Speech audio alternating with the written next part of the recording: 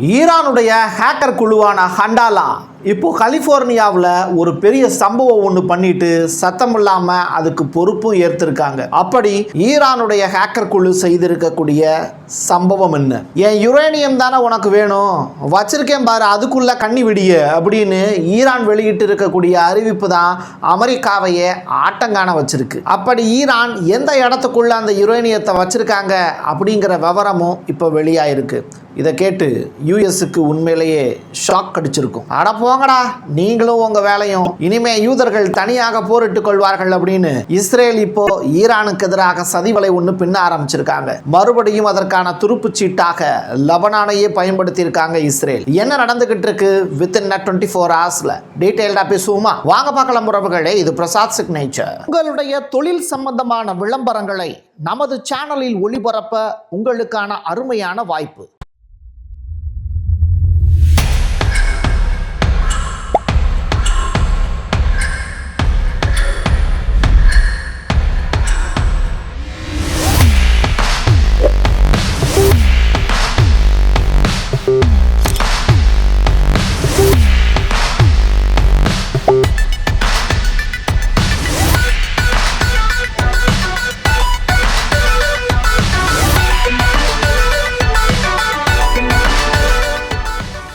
சிஎன்எனுடைய writer mister Daniel வெளியிட்டு இருக்கக்கூடிய ஒரு இன்வெஸ்டிகேட்டிவ் ரிப்போர்ட் தான் இப்போ வெளியாயிருக்கு. அதாவது அமெரிக்காவுக்கு யுரேனியத்தின் மேல தான் கண்ணு, அதுவும் ஈரானிய யுரேனியம்னா அமெரிக்காவுக்கு லட்டு சாப்பிட்ற மாதிரி. கண்ணா 2 லட்டு தின்ன ஆசையா அப்படிங்கிற கதையா தொடர்ச்சியாக யுரேனியத்தை வேட்டையாடுவதற்கு திட்டம் போட்டுக்கிட்டு இருக்கு அமெரிக்கா. இப்படிப்பட்ட சுச்சுவேஷன்ல யுரேனியத்தை தொட்ட நீ கெட்ட அப்படிங்கிற மாதிரி இப்போ ஈரான் கன்னி வெடிகளை யுரேனியத்தின் மீது பொருத்திருக்காங்க அப்படிங்கிற தகவல். அது மட்டும் இல்ல, சுரங்கங்களை இடிச்சு நுழைவாயில்களை சுற்றி கன்னி வெடிகளை புதைச்சிருக்காங்க அப்படிங்கிறது தான். இந்த சுரங்கங்கள் எல்லாமே இஸ்ஃபகான் அப்படிங்கிற அந்த நியூக்ளியர் சைட்டுக்குள்ள தான் இருக்கு அப்படிங்கிற அந்த தகவலையும் இப்போ ஈரான் வெளியிட்டிருக்காங்க.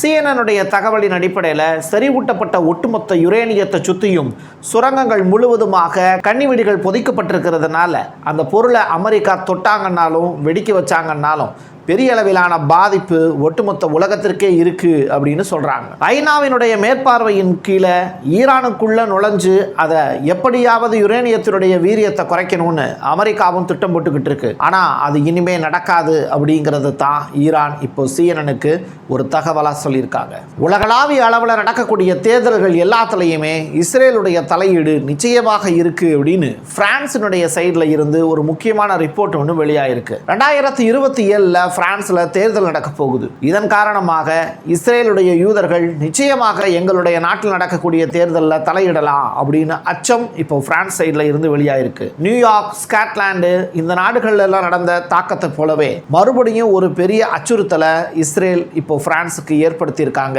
அப்படிங்கிறத இப்போ ரிவீல் பண்றாங்க. இஸ்ரேல் இதுவரைக்கும் கண்டிராத அளவிற்கு மிக மோசமான தாக்குதலுக்கு உள்ளாயிருக்கிறதா தகவல் ஒன்று ரிலீஸ் ஆயிருக்கு. 2 விமானப்படை தளங்களும் 5 ராணுவ முகாம்களும் முழுமையாக அளிக்கப்பட்டுள்ளதாக, உயிரிழந்தவர்கள் சில பேர் மூத்த தலைவர்களாக இருக்கலாம் அப்படிங்கிற அச்சுறுத்தலும் எழுது. இது எப்ப நடந்தது அப்படின்னா சரியாக 2 நாட்களுக்கு முன்னாடி ஈரான் புதன்கிழமை அன்று இஸ்ரேல் மீது ஒரு பெரிய தாக்குதல் நடத்தினாங்க டெல் அவீவ்ல. அதுல ஏற்பட்டு இருக்கக்கூடிய சேதம் இஸ்ரேலுக்கு பெரிய அளவிலான நட்டத்தை ஏற்படுத்தி இருக்கு அப்படின்னு சொல்லப்படுது. பதிலுக்கு இப்ப இஸ்ரேல் என்ன தெரியுமா செஞ்சிருக்காங்க?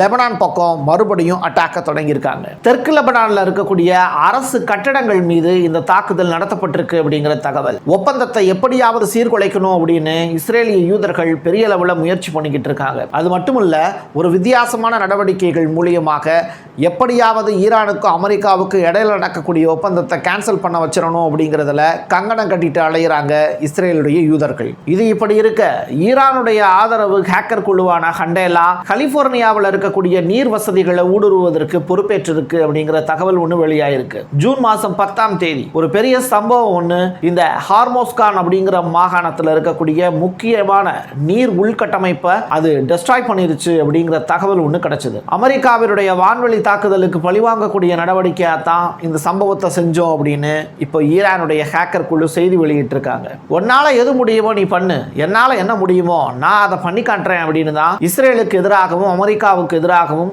ஹேக்கர் குழு இந்த வேலையை செஞ்சிருக்காங்க அப்படின்னு ஈரான் இப்போ வெட்ட வெளிச்சமா உலகத்துக்கு சொல்றாங்க. உன்னால முடியும்னா என்னால ஏன் முடியாது அப்படிங்கிறதையும் இப்போ சூப்பரா வெளியில கொண்டு வந்திருக்காங்க ஈரான். அதற்கு இஸ்ரேல் சைடில் இருந்து சொல்லி இருக்கக்கூடிய விஷயம், இதற்கு பழிக்கு பழி வாங்குவதற்கு ஈரானுடைய உள்கட்டமைப்புகள் மீதான எதிர்கால தாக்குதல் நிச்சயமாக எங்களுடைய தரப்புல இருந்து இருக்கும் அப்படிங்கிற அந்த ஒரு பதிலையும் கொடுத்திருக்காங்க யூதர்கள். ஈரான்ல தயாரிக்கப்பட்ட ஷாகட் அப்படிங்கிற ஆள் இல்லாத விமானம் ஒரு பெரிய சம்பவம் ஒன்று செஞ்சுச்சு.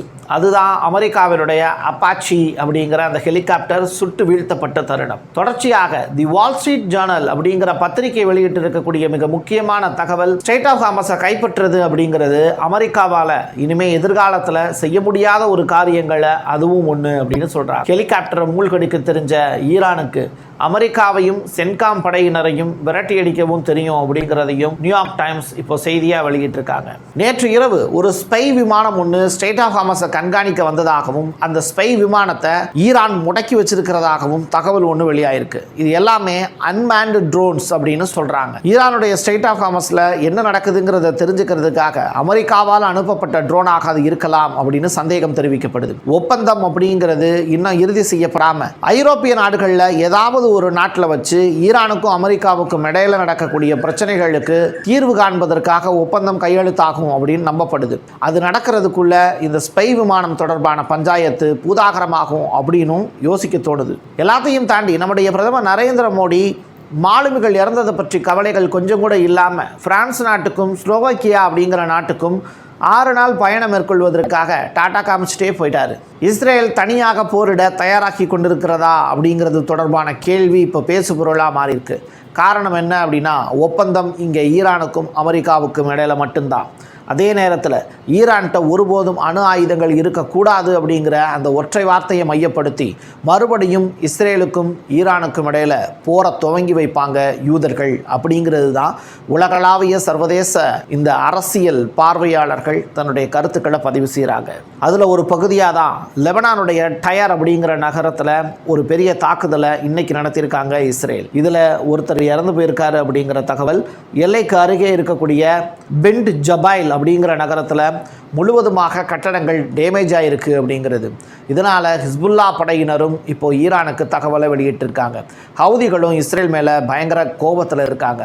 எது எப்படியோ மிடில் ஈஸ்டில் நடக்கக்கூடிய பஞ்சாயத்து அப்படிங்கிறது எந்த ஒரு ஒப்பந்தத்தின் மூலியமாகவும் தீர்வு காண முடியாதுங்கிறது கிடைக்கக்கூடிய செய்திகள் மூலியமாக நம்மளால் புரிஞ்சுக்க முடியுது. என் கையெழுத்து என் மக்களுக்கானது உறவுகளே. மீண்டும் ஒரு பதிவில் சந்திக்கலாம். நன்றி, வணக்கம். உங்களுடைய தொழில் சம்பந்தமான விளம்பரங்களை நமது சேனலில் ஒளிபரப்ப உங்களுக்கான அருமையான வாய்ப்பு.